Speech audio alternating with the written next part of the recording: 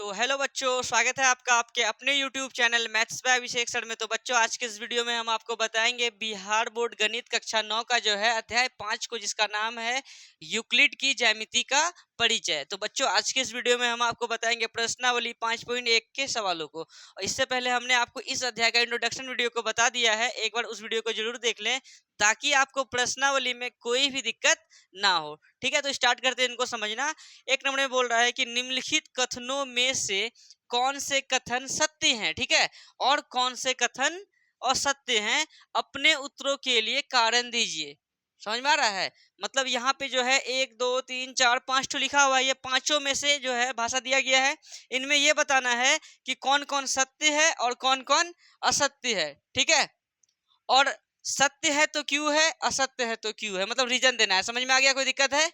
तो first number क्या कह रहा है कि एक बिंदु से होकर केवल एक ही रेखा खींची जा सकती है। ये बात सत्य है या असत्य है? समझो, एक बिंदु मान के चलो, क्या एक बिंदु ये है, ठीक है।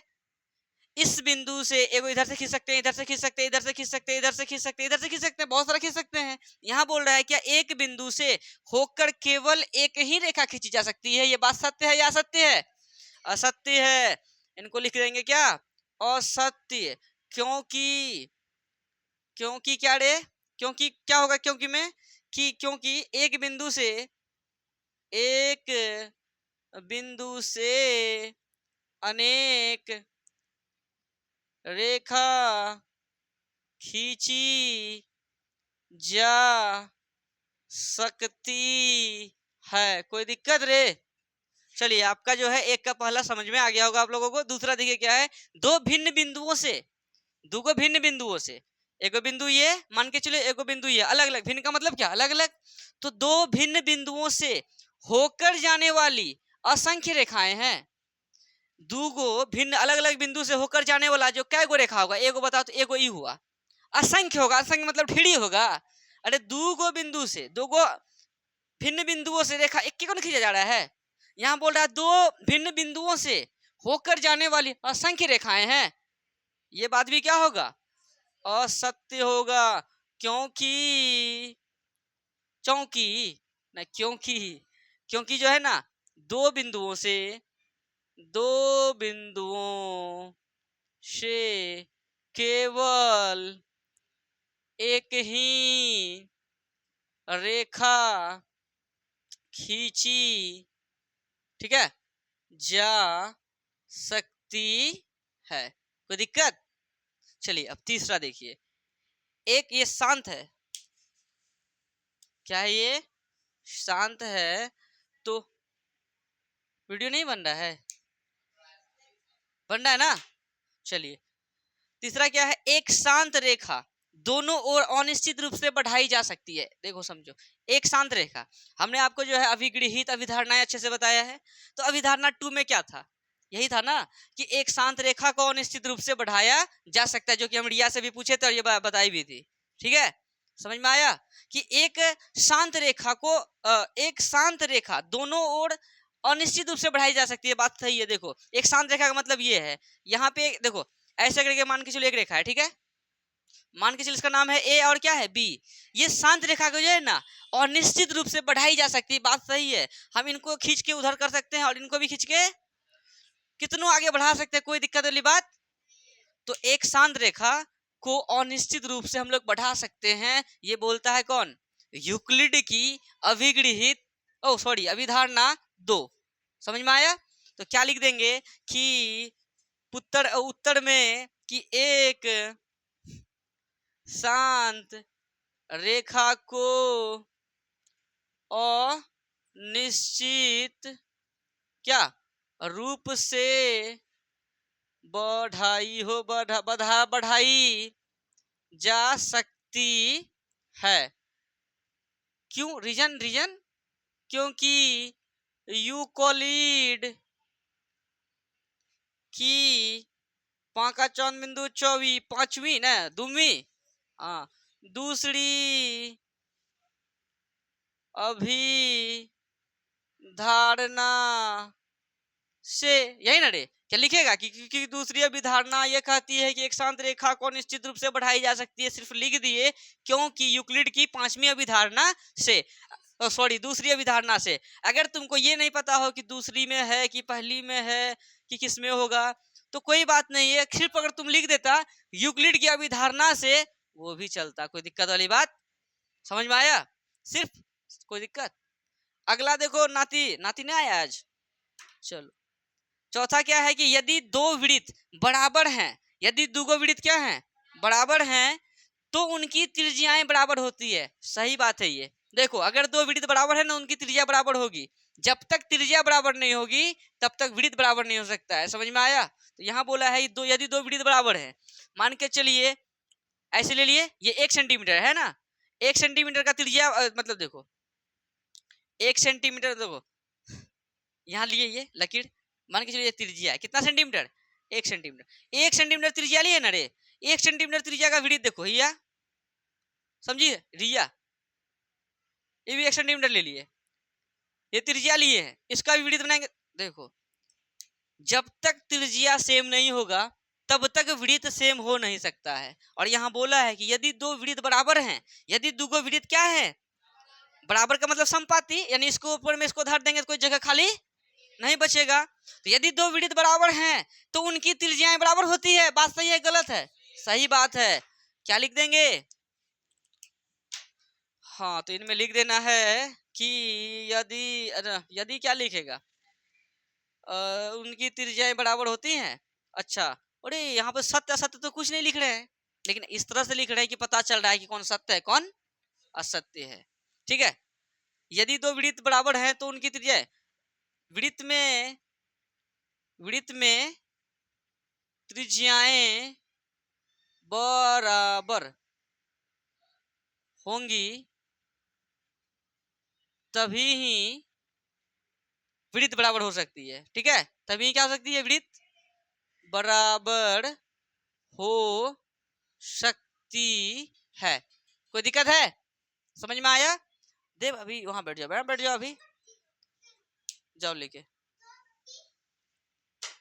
हाँ तो देखो पांचवा में क्या बोल रहा है, आकृति 5.9 में यहाँ जो ये जो आकृति देख रहा है ना A B P Q X Y, ये है क्या, ये है आकृति, कितना है आकृति 5.9।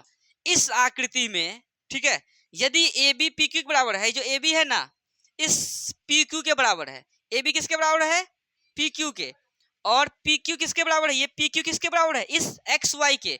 तो ए बी बराबर एक्स वाई लिखा हुआ है। बात देखो क्या दिया हुआ है यहाँ पे कि ए बी दे दिया किसके बराबर, बताओ तो, ए बी दे दिया किसके बराबर पी क्यू के, और पी क्यू दे दिया किसके बराबर एक्स वाई के। ठीक है, एक चीज को समझो, पी क्यू के बराबर ए बी है और पी क्यू के बराबर एक्स वाई है, मतलब पी क्यू के ही बराबर ये है और पी क्यू के बराबर ये है। एक के चीज के बराबर है कि नहीं बोलो तो, पी क्यू के बराबर ये भी पी क्यू के बराबर। अगर ऐसा हो सेम चीज के बराबर होता है तो वो दोनों चीज भी आपस में बराबर होता है। ये कौन बोलता था, ये अभिगृहित एक बोलता था ना कि ठीक है, कोई दिक्कत समझ में आया? तो क्या लिखेंगे यदि ए बी बराबर पी क्यू तथा पी क्यू बराबर एक्स वाई हो तो ए बी बराबर एक्स वाई क्या है, सत्य बात है, सत्य बात है। क्योंकि में क्या लिख देंगे, यूक्लिड की, क्योंकि यूक्लिड की पहली अभिगृहित, यूक्लिड की पहली अभिगृहित से कोई दिक्कत है।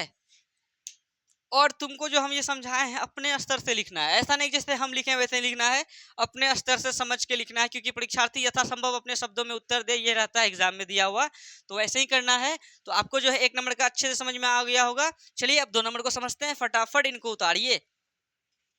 अगर आपको कहीं डाउट हो तो वीडियो को थोड़ा सा पीछे कीजिए, फिर से वीडियो को देखिए, आपका डाउट हो जाएगा खत्म। तो फटाक से उतारिए, सेकंड को करते हैं अब।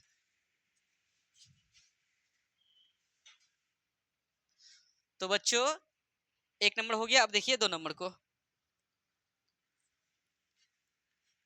अब प्रश्नावली 5.1 का प्रश्न 2 क्या कह रहा है कि निम्नलिखित पदों में से प्रत्येक की परिभाषा दीजिए। क्या करना है, सबका परिभाषा देना है। ठीक है, क्या इनके लिए ऐसे पद हैं जिन्हें परिभाषित करने की आवश्यकता है वे क्या है और आप इन्हें कैसे परिभाषित कर पाएंगे। देखो इसको कैसे परिभाषित करना है। जैसे समांतर रेखाएं हैं, अब ये समांतर रेखाएं क्या है, वे दो रेखाएं समांतर रेखाएं कहलाती है। कैगो, एगो एगो कैगो रे, दूगो, समझो सबको यहाँ, कैगो रे, दूगो। वे दो रेखाएं समांतर रेखाएं कहलाती है जो आपस में प्रतिच्छेद ना करे।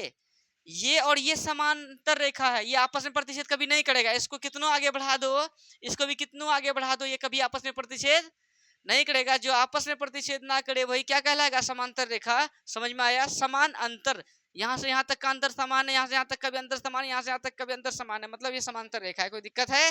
तो समांतर रेखा वे दो रेखाएं जो परस्पर कभी भी प्रतिच्छेद ना करे वही क्या कहलाएगा, समांतर रेखाएं। क्लियर हो गया ये।